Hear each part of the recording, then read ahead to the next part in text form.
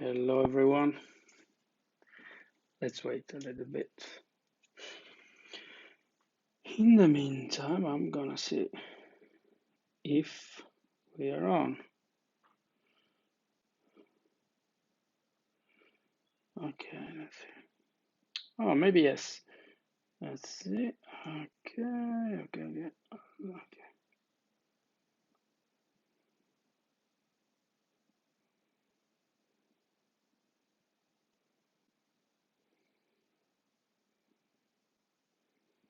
Yes. Okay. I'm going to wait a little bit longer. So maybe somebody else is gonna join us. Okay.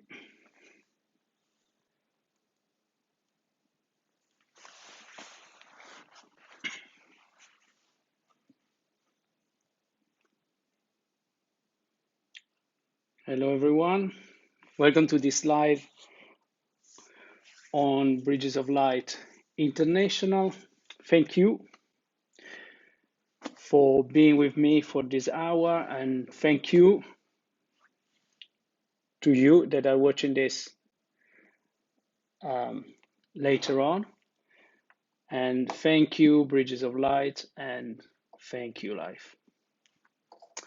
Today, we are going to talk about soul, the soul, spirit, and mind. So, we're going to be talking about what they are, how they interact, what is their uh, reason to exist, their function. Yes. And if you have any comments, any questions, please feel free to write them. I like these meetings to be interactive. So I like to connect to whoever is watching it. And I do have a question though, because Chiara, she wrote in the comment today a question. But we are going to get to the question, address the question in a while. Okay, let's start considering what is the soul. The soul, to me anyway, what I'm telling you is no more, no less that my uh, opinion based on my knowledges and my experience. And yes, from a metaphysical point of view, the soul is um, a localized, so to speak, expression of the spirit. Spirit is the all. Spirit is, well, you could regard it as being God, being the everything, is the sum total, or all the souls. Hello, Anna Maria. Great to see you here. Yes, the spirit is the sum total of all its localized expression, and the localized expression of the spirit are each individual souls. So each one of us, each human being, has got a soul, and each human being has got a mind as well. Okay, our human mind. Although I would say that there's not just the human mind that we can get access to, but there's also what we could refer to as being a universal mind, which some people could refer to as the mind of God. But I think we could just as well say the mind of life, the universal intelligence, the mind of nature, okay, which is that intelligence that governs everything that goes on in the universe. It's that intelligence that allows planets to orbit perfectly where they are orbiting.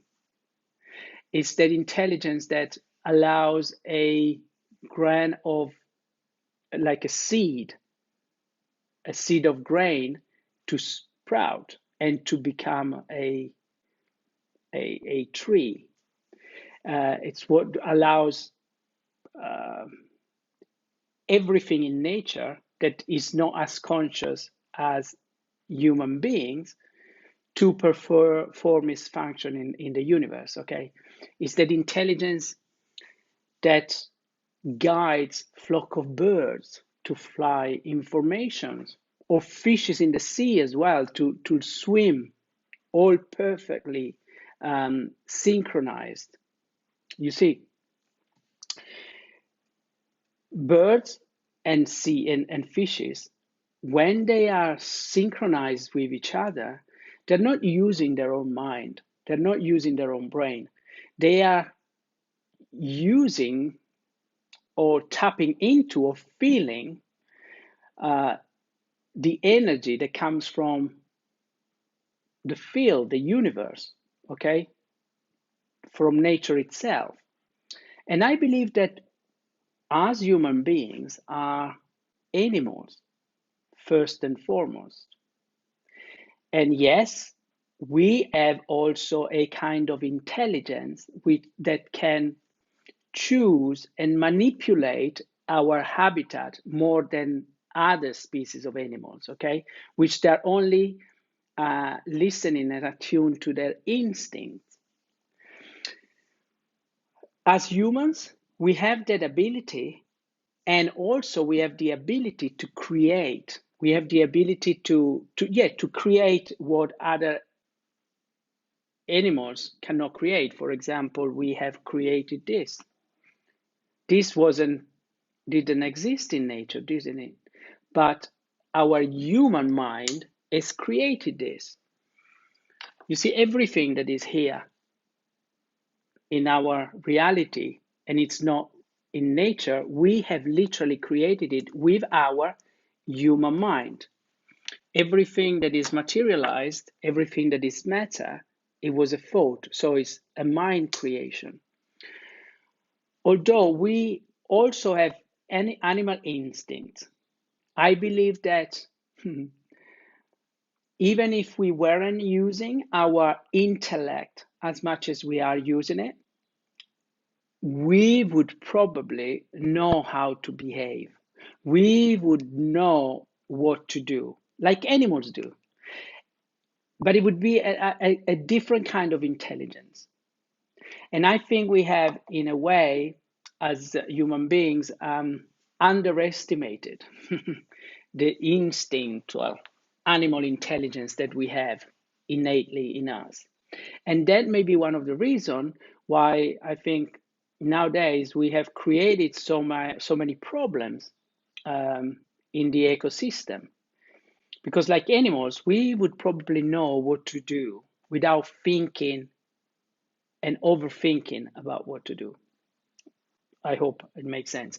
But before I keep talking, I'd like to see what Anna Maria has written, because I like to connect with what you guys say. Anna Maria says, the spirit is everyone and in everything. We look with spiritual eye, on my opinion. I agree as well. Yes. Spirit is everyone and in everything. Yes. Yes. Spirit is, thank you for pointing that out. Spirit it is it. It is everything. This is spirit as well. Spirit is the essence, the energy, the consciousness, the raw data, the infinite potential that is everywhere in the universe, and is a localized expression of the spirit. Is me now talking to you. It is you watching this. It is everything. And our, what we call our soul, it is um, our personal, so to speak, piece of spirit. But yes, thank you, Anna Maria. Spirit is everything. As a matter of fact, we make distinctions when we speak about the soul and the spirit and the mind and the body, even, although it is all one thing. Everything in life, everything in the universe is it's it's one. There is only oneness in the universe. There is no distinctions. But we make distinctions simply because it's useful in a way, because it allows us to to focalize, to focus on something in particular, to be more specific. Although there's no distinction, it is, and spirit is literally, like Anna Maria says, is the essence of everything. Hello, Chiara. Hello. You're driving, but I listen to. Okay, wonderful. Yes, I'll come to your question in a moment. Thank you for asking me. Hello, Donald. Donald says duality. Yes, exactly. We have created duality, or the mind, to be precise, has created duality. The mind of man has created um, the distinction between the body and everything that cannot be seen, from matter and thought. You see, Cartesio is the one that came out with res extensas and res excogita, meaning it was making a distinction between the body, res extensia, which is an extension of the cognito, the mind. And since then, but even before actually, because religions has always been talking about uh, duality. It's always been talking about two powers, the devil and God, the good and the bad, right and wrong, okay, body and soul, and so on and so forth. But these are all illusions.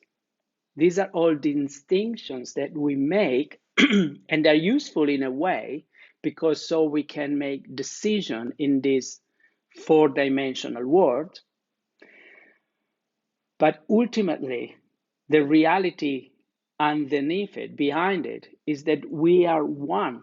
We are one with everything. As a matter of fact, I am talking to myself.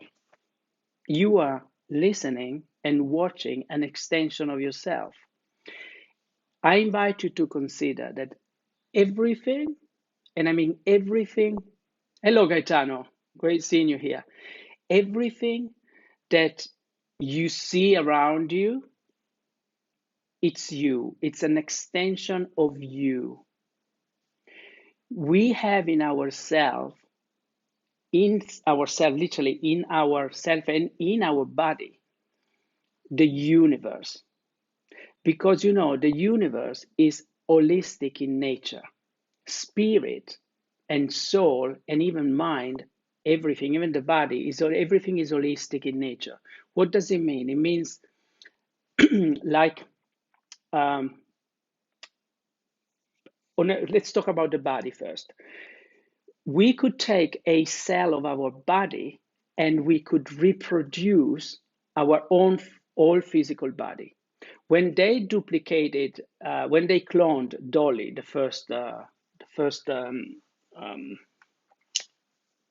the first, what was it?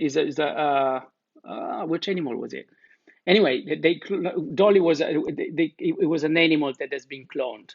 Not pig. It was a sheep, I think. Yes, Dolly the sheep. So they took a staminal cell. They took literally just a cell of the sheep, and they reproduced the all animals, because in any little part of the universe, a sheep, yeah, thank you, Gaetano, I couldn't find the word. In any little part, thank you, Donna, in any little section of anything in life, there's literally the information of the whole universe. But like everything we talk about, I'm not so much interested in the theories. Why is that useful to us? What is the usefulness of this information? Well, the usefulness of knowing this is that there is everything everywhere. In other words, it is in ourselves that we can find anything and everything we ever need and want and wish for in any given moment in time. Because spirit, like we said, is everything, is the big unseen. Maybe it is what we think is empty space, what glues everything together. That's spirit. That's the glue. That's the energy, pure consciousness. And we are, and the universe was created by some kind of a creator, by some kind of intelligence. we that we are a localized expression of spirit that we call soul, our energetic part, our individual expression of spirit, has got the same creative qualities of spirit. So we can create, but in fact, this was once a thought, has been created. Everything that is matter, we have created, okay?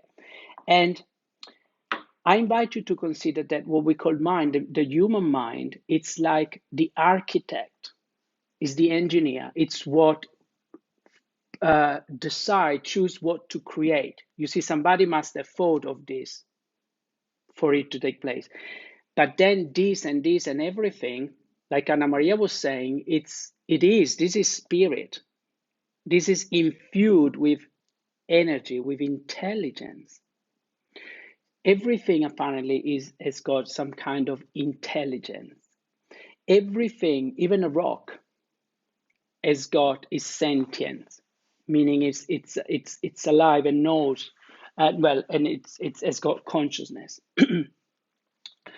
But what differs between us human being and probably every other living species on the planet is that we are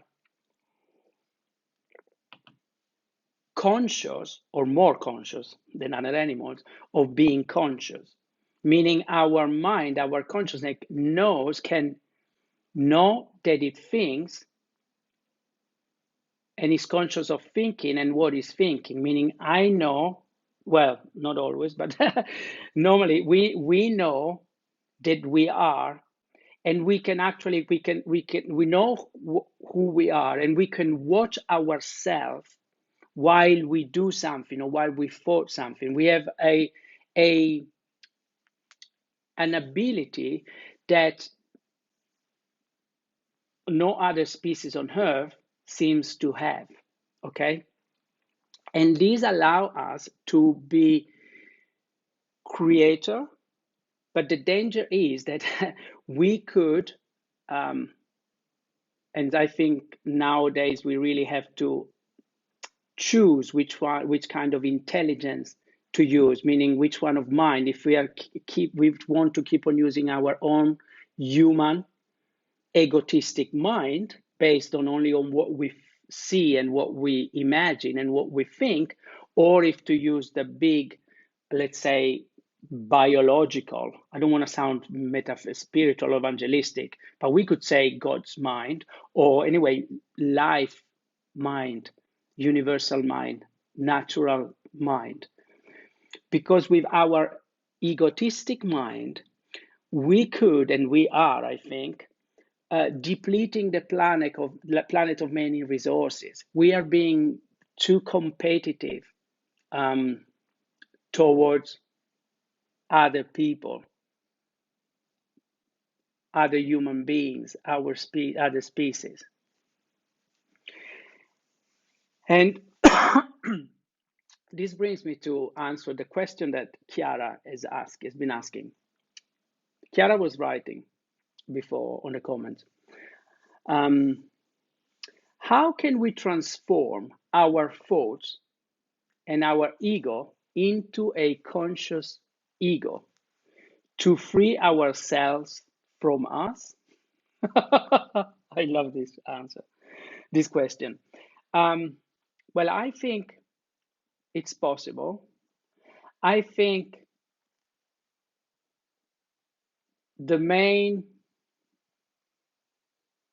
requirement is the acknowledgement of who we truly are, which is a part of the whole, a, a that we are at one with each other and with the planet and with the universe.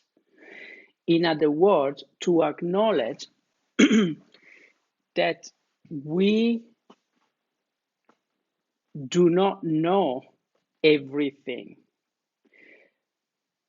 but we don't need to know everything.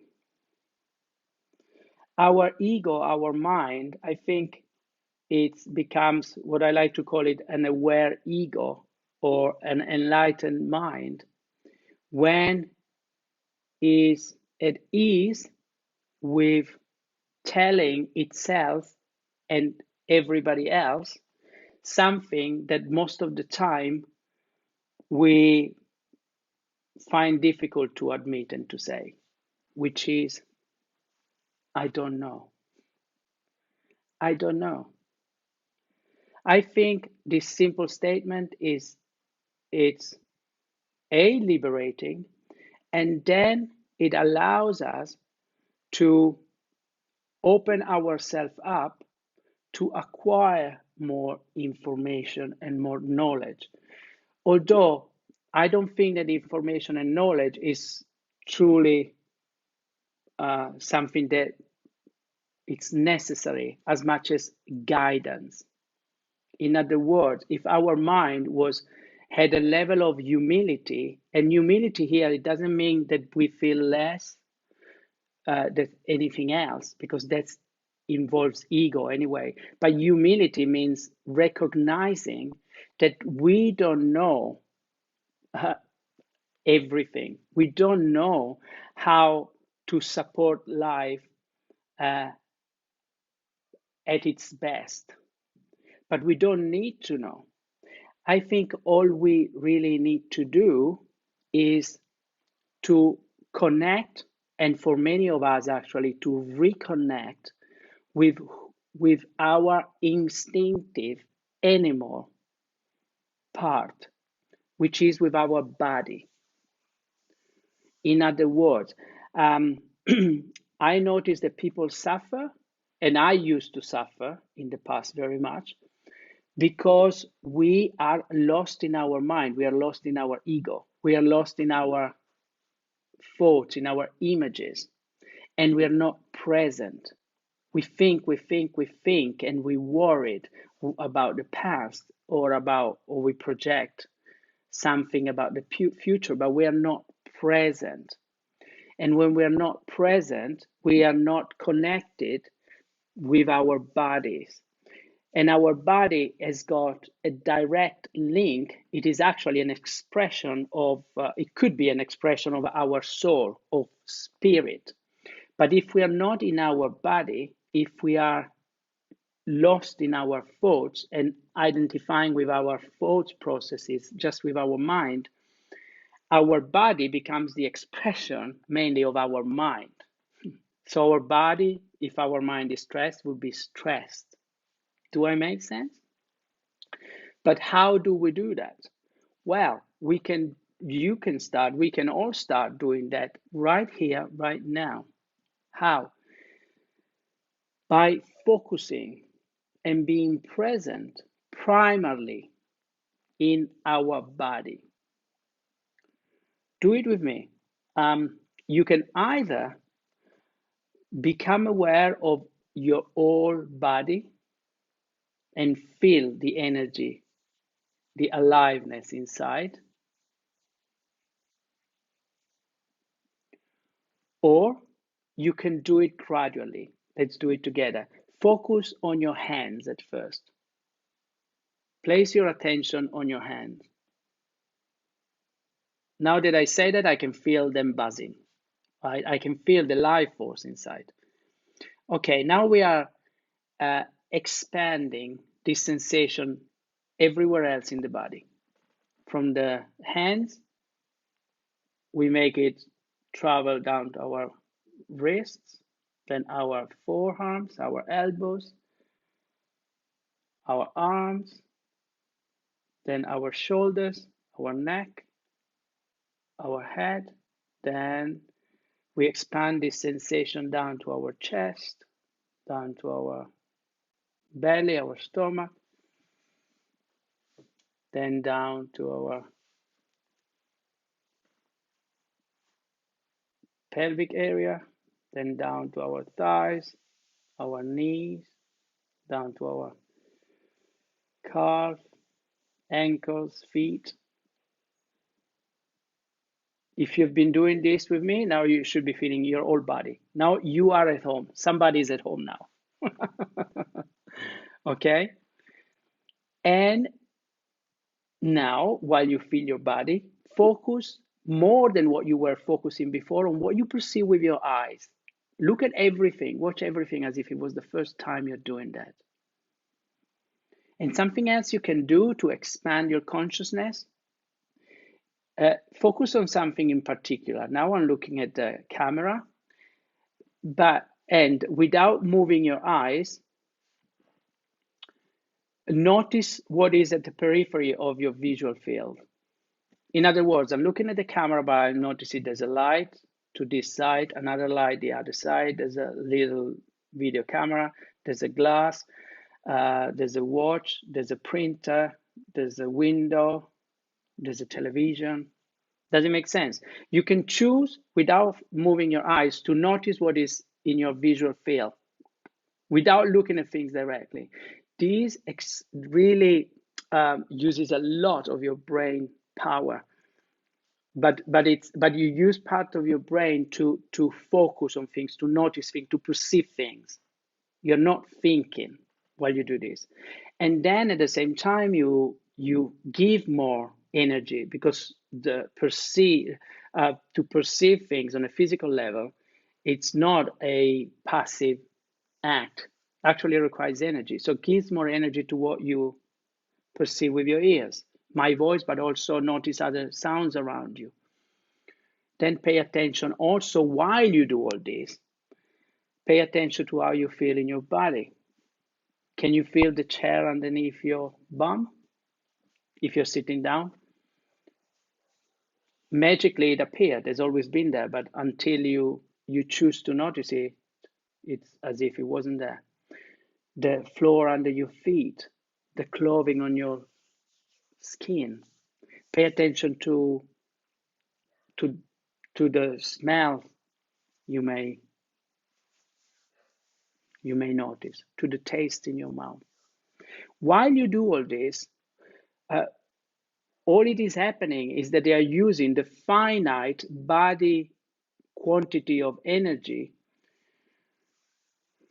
to perceive and to notice and to observe, and you are subtracting, taking away energy from your thinking abilities. You see, because in any given moment in time, we are mostly either in our thought, we are elaborating data, we are in our mind, in our ego, and we are not in our body, or we are mostly in our body.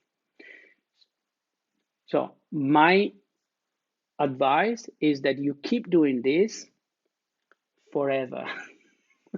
I'm serious, forever. This is not an exercise to be done just here now. Do it always. The more you do it, the more habitually you will want to do it. And the more you will be present.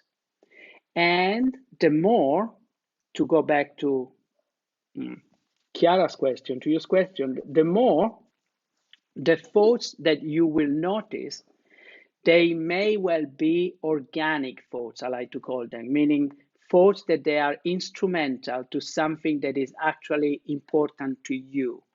But there won't be those thoughts that are there just because we are ruminating, just because we are always in our mind, because we are not fueling our mental processes so much.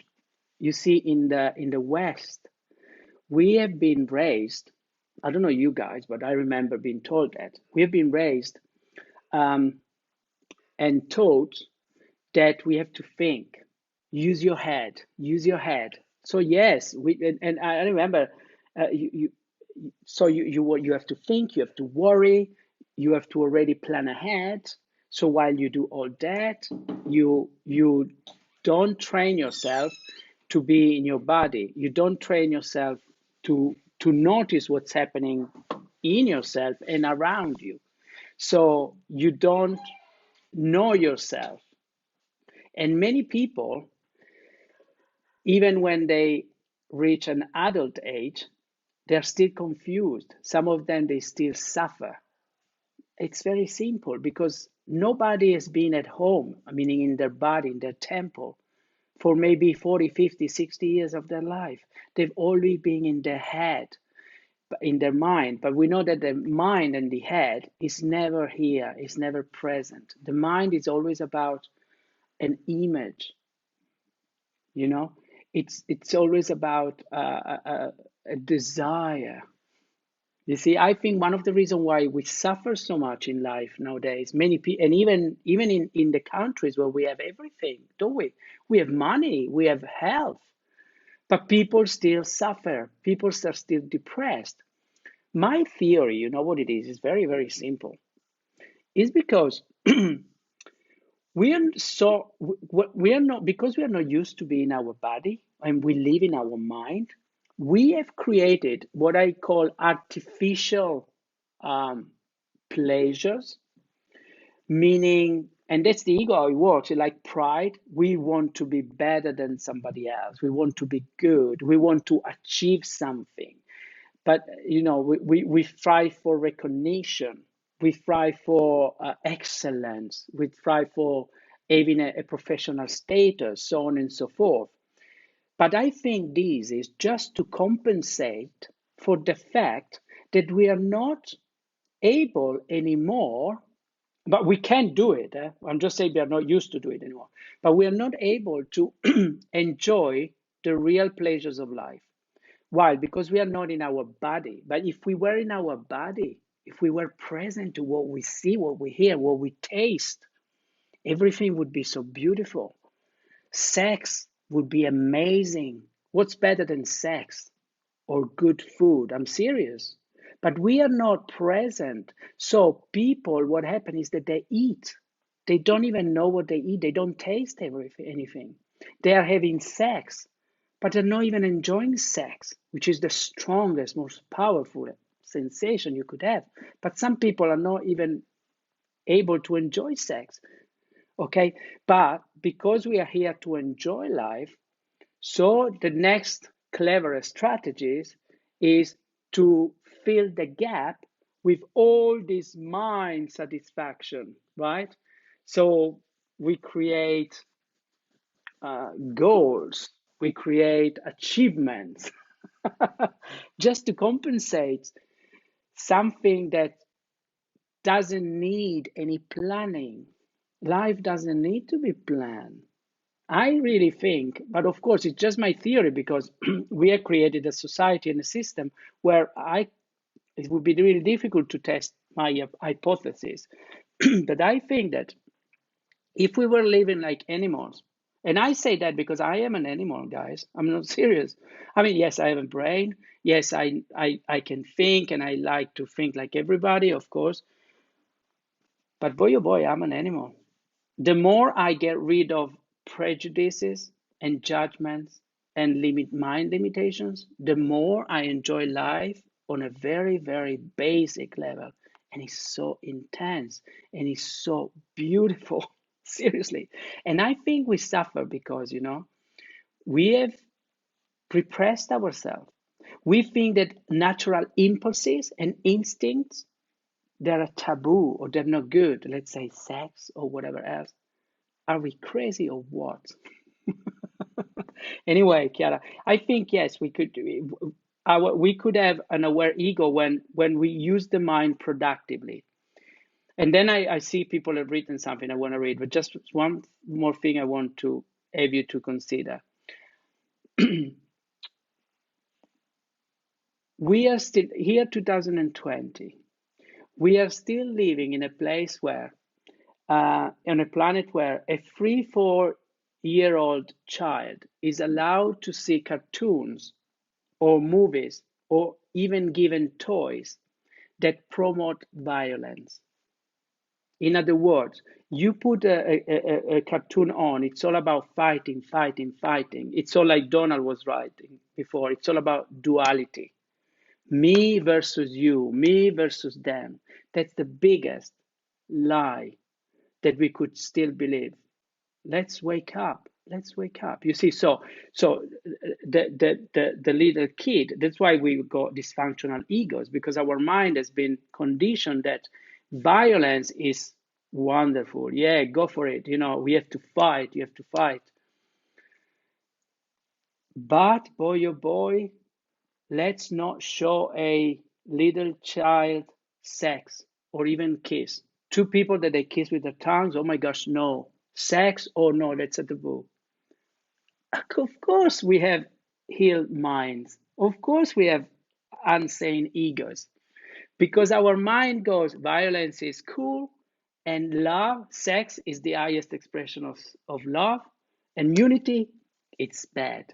So we have to have everything the other way around. So, of course, our mind goes in short circuits. It doesn't understand anymore what's reality because reality, actually, organically, it's completely, totally the opposite.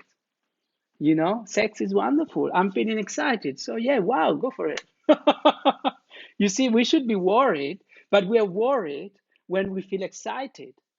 We're worried when a little kid gets an hard on or whatever. We're like, oh my gosh, we should feel ashamed. Are we crazy?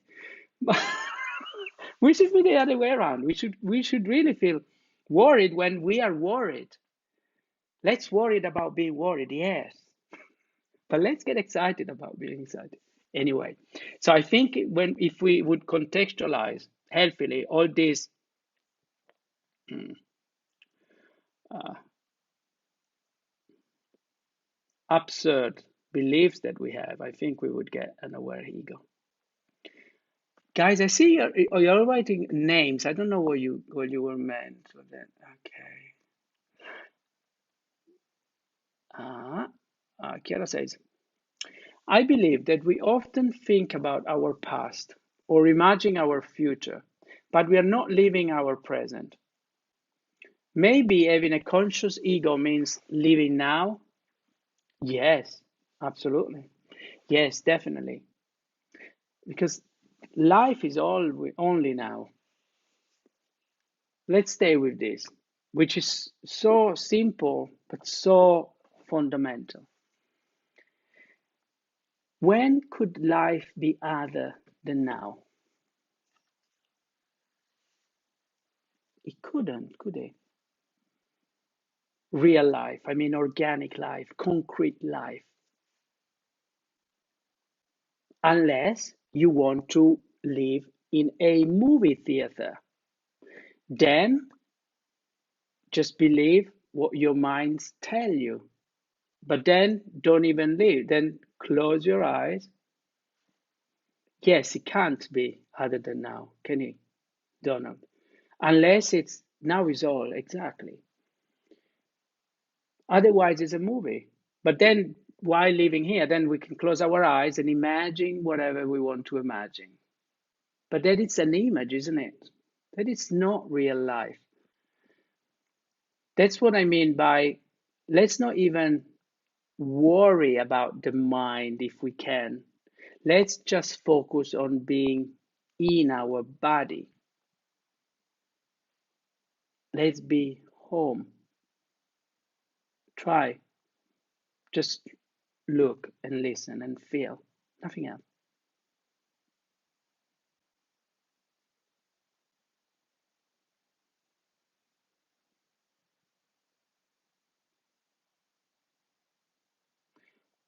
When we do that, more than being driven by our thoughts that are always telling us that we should be doing this or shouldn't be doing that, bananas.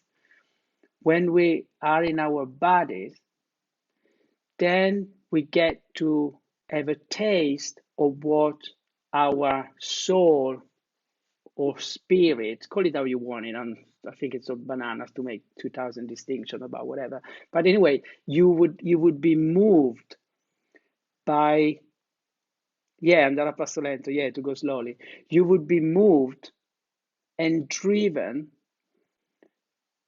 by something that doesn't come from your thinking mind. And I think that you call it instinct. And I'm not talking about intuition, instinct, pure instinct. Because intuition, I think it goes more into the realm of the mind. Intuition is still an intellect. There's a little bit of an intellect act, I would say.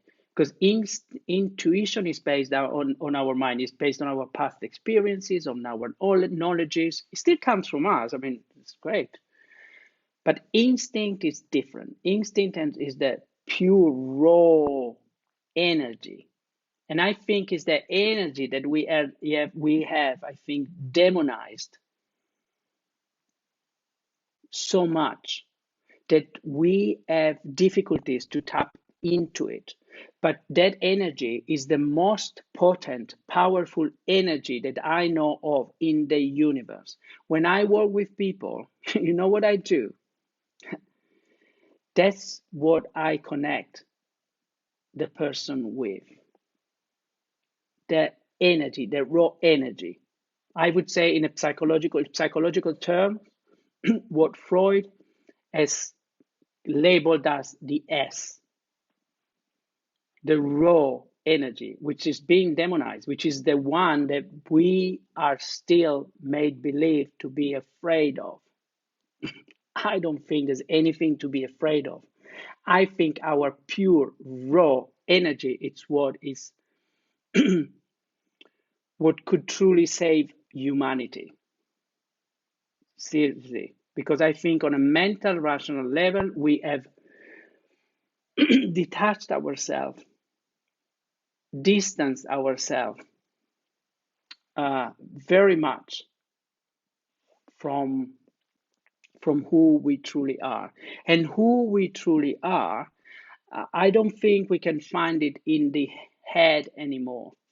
You see, I say this because even talking about spirituality, some people make spirituality very sophisticated, very difficult to understand, very intellectual.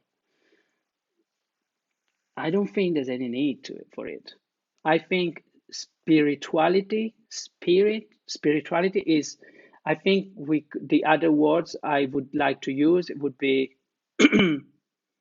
um, pragmaticity, uh, reality, nature, what is. To me, spirituality is what is the most pragmatic uh, thing there is. It is just what is. In fact, spirituality is about what is on a metaphysical meaning, on a level where it goes beyond the physical. It's like if I open my fingers, this goes down. You see, the law of gravity, like the law of attraction, the law of reflection. Everything is symmetrical, seen from a metaphysical, which is a spiritual perspective. I, I, I have experienced it, but we all experience it.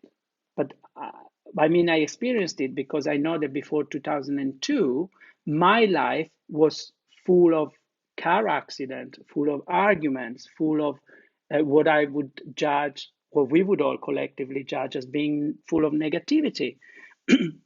But you know why? Because my mind was full of negativity. So my mind was using my soul energy, spirit energy, because God has only got one word for us, spirit, and it's yes. The universe only say yes. What do I mean? I mean, if you believe that life is terrible, that would be your experience. And the universe goes, yes, that would be your experience. You see, I used to believe that life was terrible. I used to believe that others were nasty. I used to have many negative beliefs about myself, others, in life. And I was um, experiencing all of them. Now, It's the opposite. But life is the same. Life hasn't changed, but my mindset has changed. I use my mind differently, and everything seems to be different. Yes, thank you, Donald. Our vibration creates our reality. Exactly. My vibration used to be of a certain kind. I used to be a very vibrating. I used to be vibrating in a very low frequency because my thoughts were very negative. They're very judgmental, and because it's all about oneness in the universe. If I think life is terrible, I am terrible, you're terrible, and whatever else, what kind of emotion would I be generating? Now, because I think and I feel and I say, life is perfect as it is. Life is wonderful. Life is beautiful. The vibration is different. It is as simple as that. It really is. Simple, but simple doesn't necessarily mean easy. But it's not even difficult. It's just a matter of accepting this very simple truth, and our mind often doesn't like simple. Our mind likes sophistication. Why? Again, is the ego. Because we have created, I think, our mind is creating some words that I think they're very, very illusory and unrealistic.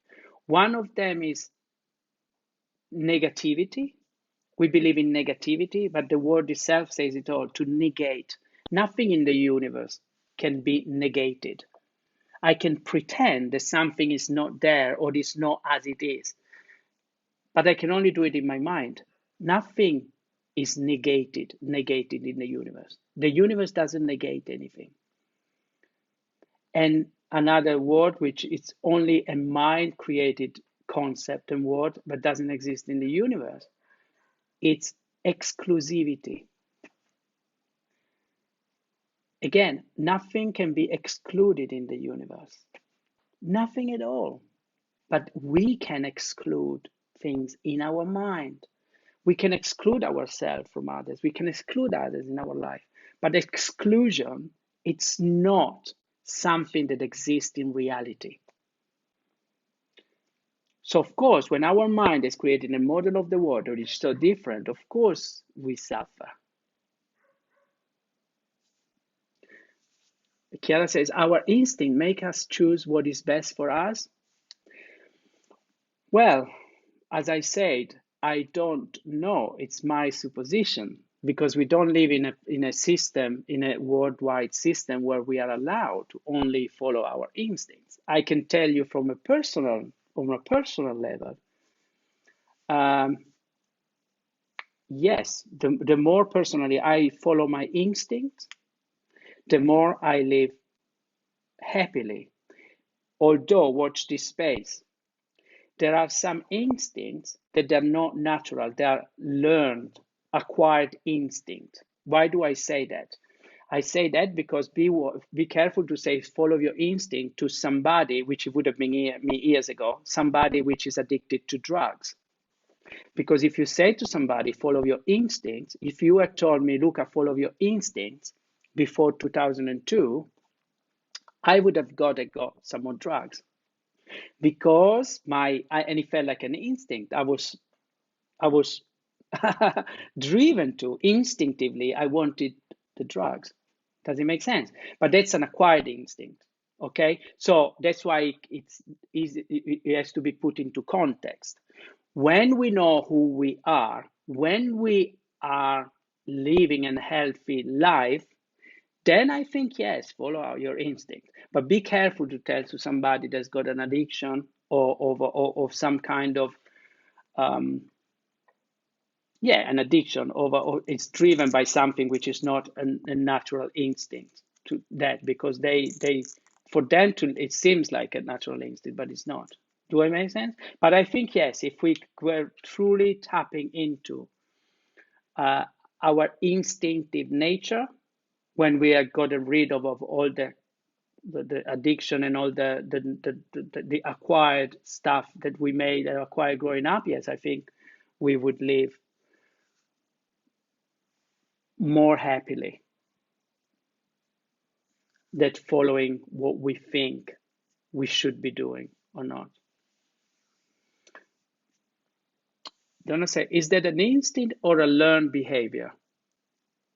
Yes, thank you. It's probably a learned behavior. Yes, a learned behavior, but you could also um, define it as a learned, acquired instinct. But yes, it is a learned behavior. Absolutely, Donald. Yes, it is because you learn. It's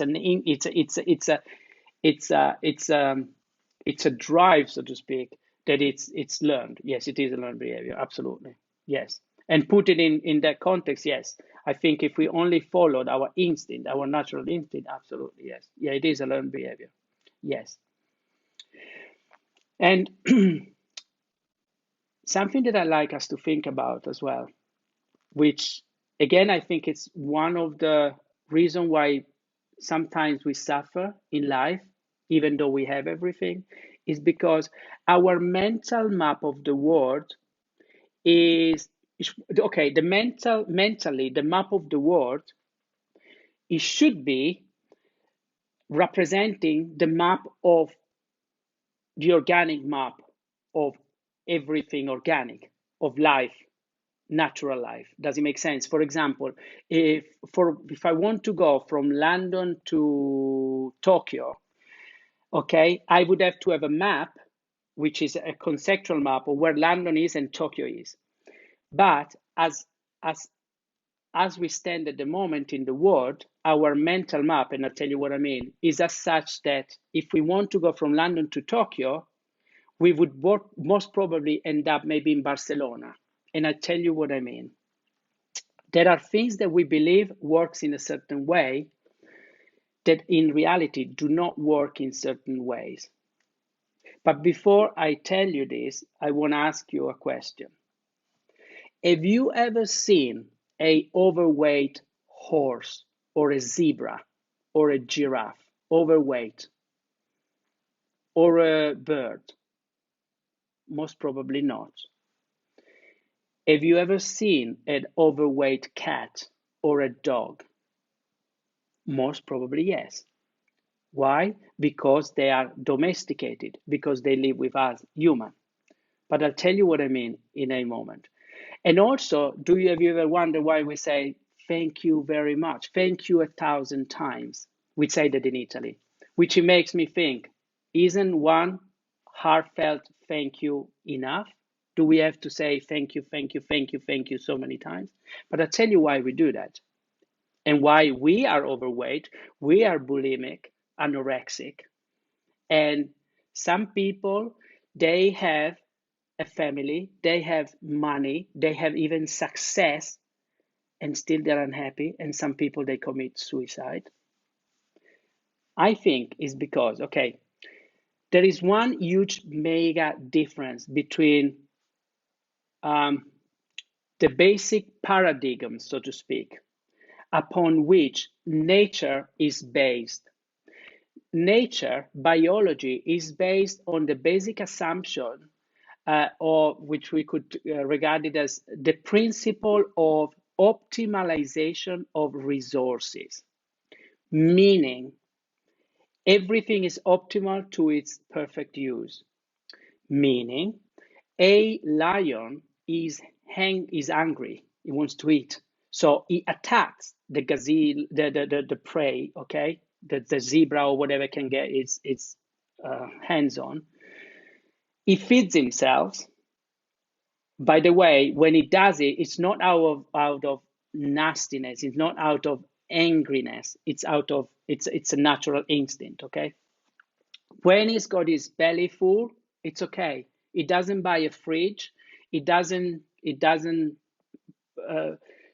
kills more animal to be eaten later on just in case he hasn't got enough, okay? And when he's got his belly food, a zebra, any other animal can come near him, is fine, okay? Because once a need has been satisfied, that's it. Nature knows that enough is enough. But our model of the world, our mental model of the world, which is the one that paves the base for the economics, definitely the economic system, cultural economic system, political system, and even emotional system, is that more is better. More is better. Nature says enough is what is needed, optimization of resources. The mind, our human mind, says we work on the principle of maximalization of resources, maximalization of resources. More is better. In fact, if you think about it, we have interiorized that belief, is at the core of us, that we never have enough money. We never have enough prestige. We never have enough recognition. We never have enough love. We want more and more. But we haven't even been intelligent enough, clever enough to give it a ceiling, to say, when I'll get that amount of money, I'll be satisfied. When I'll get enough, the amount of recognition, I'll be satisfied. When I'll get that amount of love, I'll be satisfied. No. But you know what? That is the seed, the receipt for what? For unhappiness, unsatisfaction. You know? How many? And that's why I believe 5% of the population owns and has 95% of the economic resources. And do you think that those 5% is ecstatic? I don't think so. I don't think so. You know what I mean? So anyway, so to have an aware ego, I think to to to have a mind that it's functioning well, I think we would really have to reason on all everything we've been talked about and see all these discrepancies, see all these incongruences that we believe are true, which in fact I don't think they are. That's why I think life is it's much simpler than what we think. We don't even need to think, do we? I think what we would benefit from doing is to feel. One thing that I always say, and I say it again, anytime that you are faced with a new situation or person or experience, instead of just asking the question that normally pops up in the mind, which is, oh, is this right or wrong? Is this good or bad? Which you see mind, judgment, judgment, judgment. Let's ask ourselves, how do I feel about it? How do I feel about it? Do I like it or not? So then we go from judgment to discernment.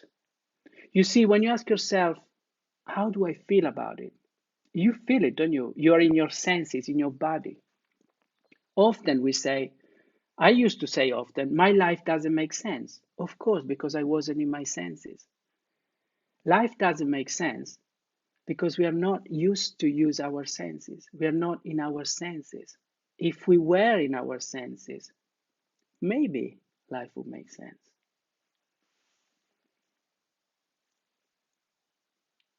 But if we are in our mind, normally life doesn't make sense. Because if it makes sense, it probably makes sense for who taught us, who conditioned us to think in a certain way.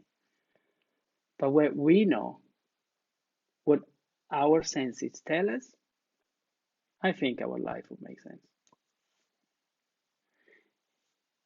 Anyway, I think our time is almost up.